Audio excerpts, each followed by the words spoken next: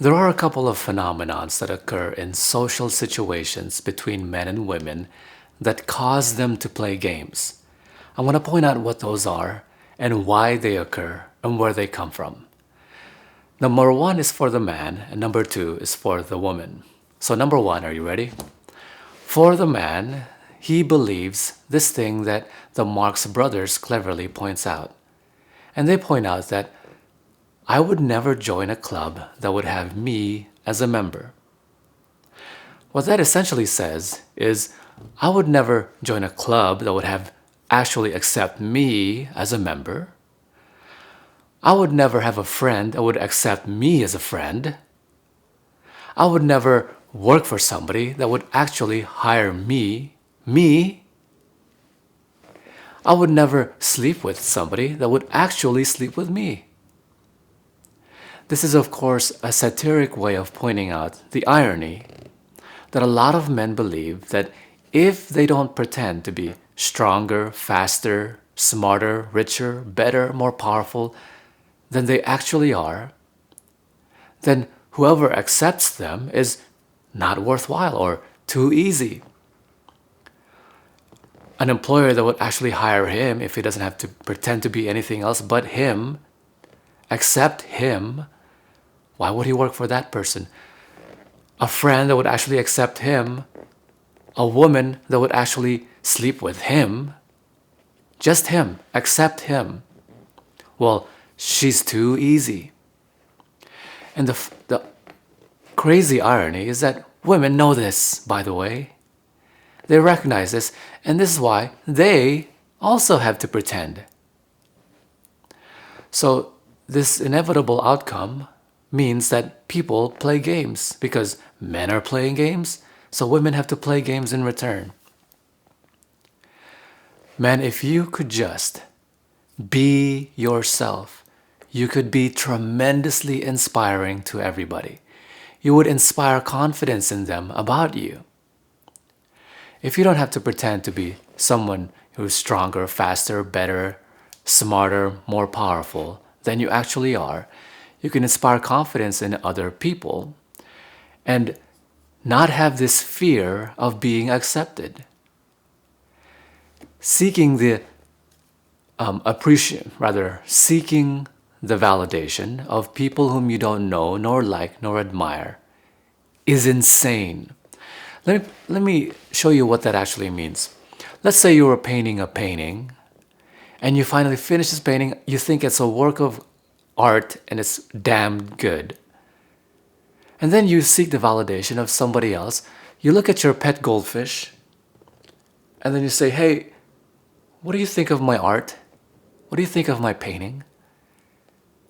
And then you imagine in your head, you project, the goldfish says, your painting sucks. So you throw away your painting. Isn't that insane? Well, getting the validation of the opinions of people, or entities in this case, whom you don't know, nor like, nor admire, is literally insane. So you can become tremendously inspiring to others. They will not have to play games around you because people know this. Women who have tremendous social intuition, because they've evolved to do so, can really tell a man who seeks the validation of others for him to feel accepted, who has a requisite for acceptance. So they think, I know this. I have to play this game. They know about your fragile egos. So if you could just be yourself, you can become tremendously inspiring and inspire women and people around you to say, I can actually be myself and communicate with this person.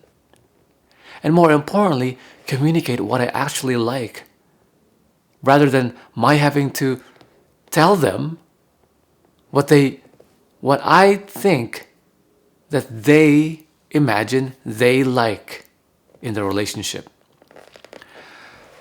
So now let's talk about the dilemma, the phenomenon that women have to live with that cause people to play games. A woman is taught from a time immemorial. When she was young, every woman is taught this. Well, most women, virtually all women, they're taught what daddy doesn't know won't hurt him. So what they're taught, essentially, daddy is tantamount to security provider. What daddy doesn't know won't hurt him. And remember, this transfers over when the ownership transfers from daddy to hubby, because they're raised to have a security provider. What daddy doesn't know won't hurt him. The implication of this, and this implication that I'm about to point out to you, applies both from when she has the security provider daddy, transferring over to security provider hubby, the transfer of ownership, which is called in tradition as a marriage. This is the reason why the father walks the wife to her husband in a ceremony. Husband, by the way, the word husband in old Norwegian language, in old language, means master. In other words, the same word is used for husband and master. They're the exact same word. Master, owner. So going back, she's taught what daddy doesn't know won't hurt him, because you were trained from a time when you were young that your job is to be a good girl. Your job is to please other people. And if you are a good girl, you do what you're told, and you please other people, you will always have a security provider. You will have your security provision. It doesn't matter whether daddy means father or daddy means hubby. And so women play these games, not necessarily outright playing these games, but psychologically they believe that their job is to please their security or potential security provider, so they can get their security provision. So women recognize. Let me give you another phenomenon if I've got time. Okay, I've got 3 minutes, 2 minutes. Women also live by this phenomena that why buy the cow if you can get the milk for free?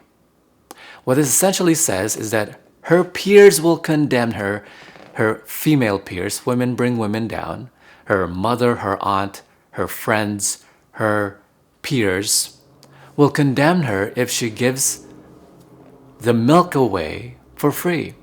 If she gives something for free to other men, which they have to charge for. So a woman who does things for her own reasons, has sex for somebody without an exchange for sexual exclusivity, without exchange for relationship, without wanting for anything in return. She just has sex with them because she wants to. She feels like it. She thinks he's cute. She feels sexy. She feels sexual. She wants to have sex. Whatever reason, it's her own reason. Her peers will condemn her and call her a nasty, evil 4-letter word. Do you have any idea what that 4-letter word is? They will condemn her, a woman who does things for her own reasons. So the combination of this makes it so women, whether outright or whether unconsciously, play these games because society enforces these conditions. So women recognize that you can provide for your own security. Security, remember, is just a sensation. And the real security is your ability to survive and inspire or influence the help of other people if you need it. This goes to both men and women. So these are the games that people play. If you have any questions, comments, inputs, share them in the comment below. I'd love to hear them. Share this video with other people. It'll help them make the world a better place for all of us. I'll see you in the next video. Bye.